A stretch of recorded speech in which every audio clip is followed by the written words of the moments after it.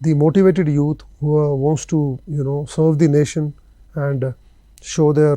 love or patriotism towards the country. So they should come, and I would like to encourage all of them to take this as an opportunity and do not let it go waste, because I am sure with this Agniveer scheme under the Agnipath, you have opportunity to even quit after 4 years if you do not want to continue, and you can thereafter the various state government and the central armed police forces, like I was talking about the BSF, we have a central armed police forces also. So those who have left Agniveer after 4 years, so they can join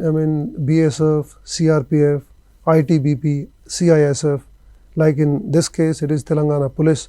So from the Ministry of Home Affairs, almost all the paramilitary forces have come up with the reservations, like some have come up with 10% reservations for the ex-Agniveers, some have come with 20%.